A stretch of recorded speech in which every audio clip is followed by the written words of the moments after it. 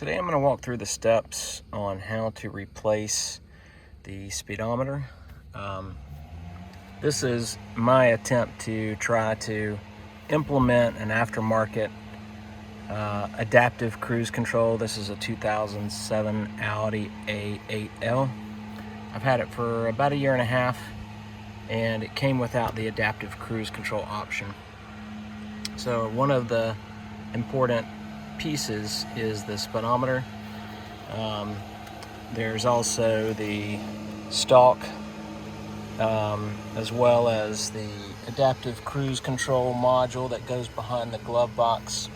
I won't be going through those today, but we'll walk through the steps on the speedometer. And there's also a wiring harness, and then the sonar or radar that goes underneath the front bumper. I do not have that part, so this is one step in the overall plan. So let's get started. Hey guys, so one thing I wanted to point out, as the intention of this video is to replace the speedometer. When you do that, it will trigger component protection. So if you're not prepared to handle component protection on your own or take it to the dealer, I would avoid doing this. But as I stated earlier, I am swapping this out as a part of a bigger project to get adaptive cruise control implemented. So keep that in mind.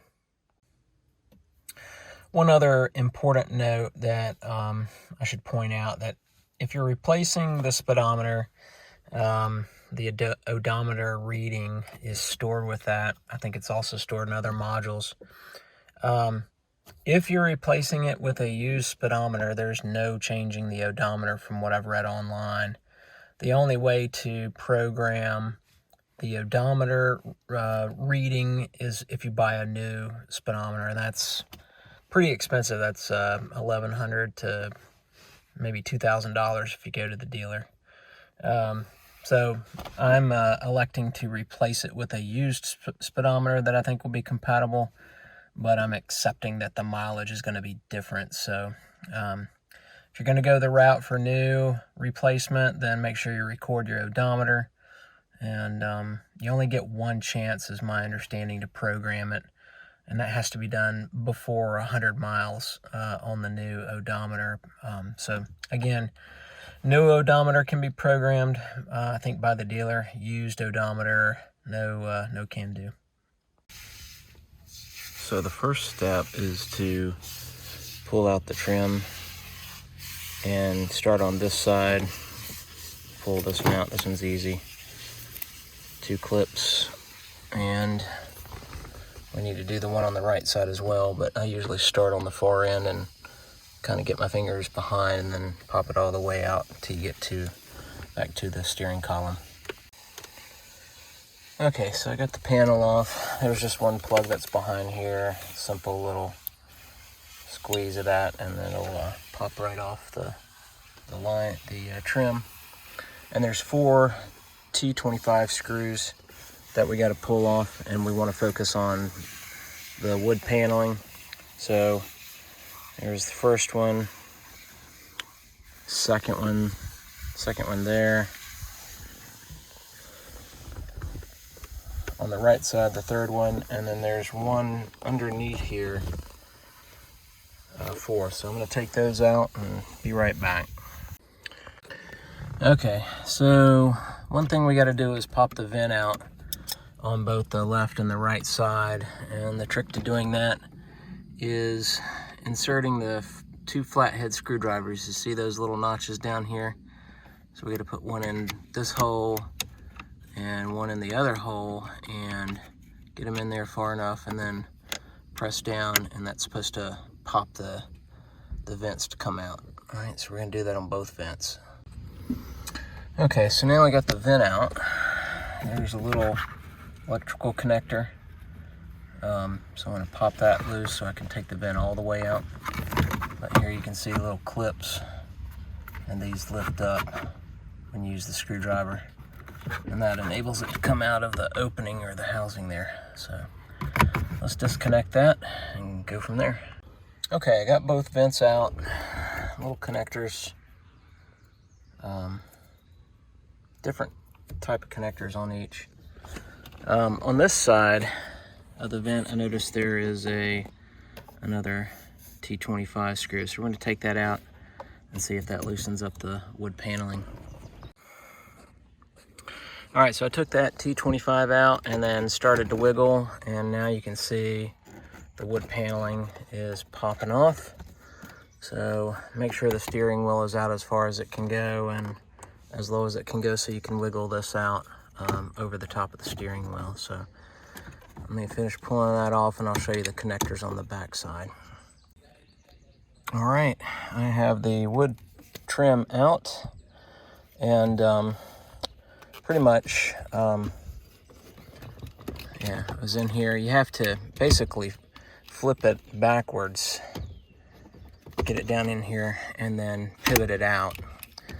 Yeah, so it goes in there like this. So go in upside down, pull the bottom out towards you first, and there's two easy plugs. You just pinch on both sides, and that goes and controls your dash lights buttons. And then one on the right, you reach back in here and pinch from the back side, and then you pull it off, and that disconnects your check dash lights and your odometer reset. So now we're gonna find the screws and take out the gauge cluster. Okay, no screws, but there's these little side clips that you have to get a flathead in there and kind of pry out that are holding it in. You can see once you lift it off, then the gauge cluster will come out. There's one on both sides. There's one tucked up in here, so let's do that next. Okay, popping those clips out allows you to rotate it out, and then right up underneath here, this plug here, you gotta pull that purple lever down, and that allows the one harness to come out. So put the camera down and we'll get that out. All right, got the old instrument cluster out, and here's the one I'm going to be putting in it. Just for reference, the part number. It's always upside down.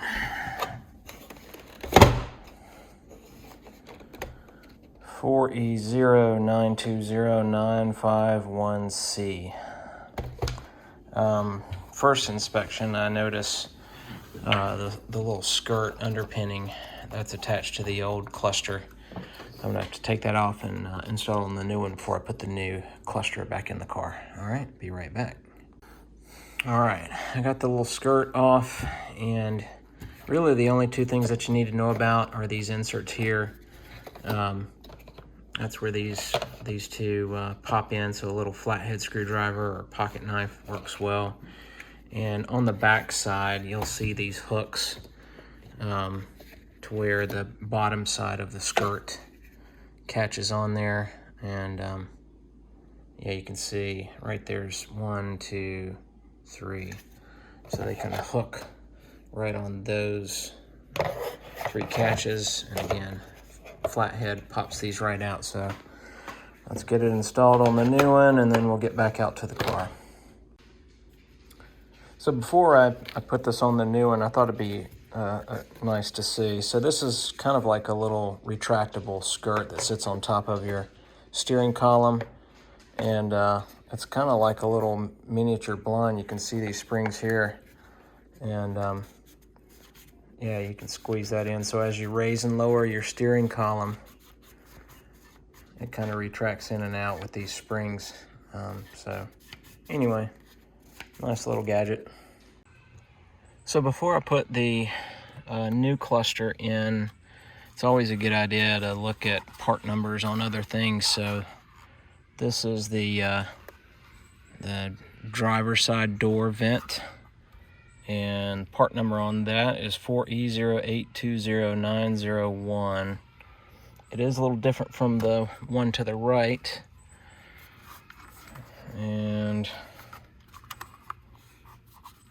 part number on this one is 4E0820951. Yeah, 901 versus 951, the last 3 digits that make the difference between the right side vent and the left side vent. All right, so now we're just going to reverse the process and get the new cluster in and get going. All right, I got the new gauge cluster in, and again, pivot in backwards, upside down, and it snapped right into place. Nice snug fit. There's the apron. Can't really move it at the moment, but let's get the rest of the wood paneling trim back on there now.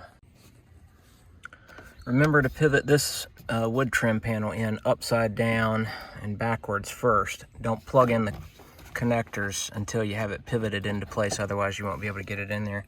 There's a little bit of a tight squeeze. Okay, I've finished the swap out. I've got the new speedometer in and the wood paneling back on all of the trim, and as we start this up, component protection should kick in, and I think there's excessive lights on the speedometer that show up, so let's go ahead and crank her up.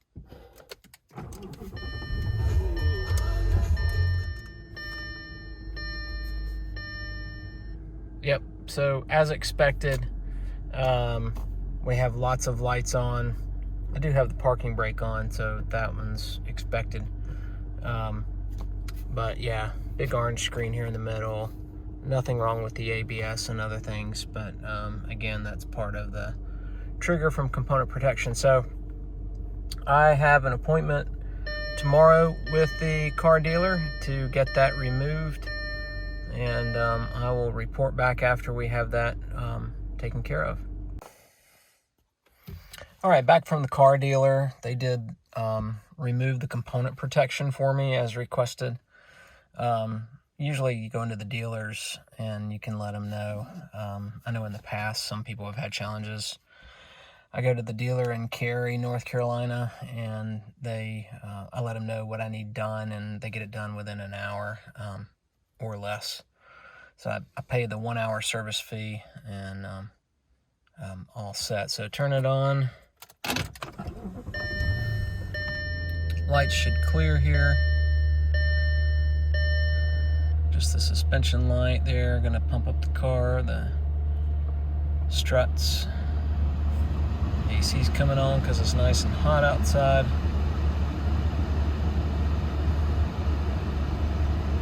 And there you go. All right. Definitely an involved procedure. But if you need to change a speedometer, hopefully this video helps you out. But again, beware of the component protection and odometer. All right, good luck with your car.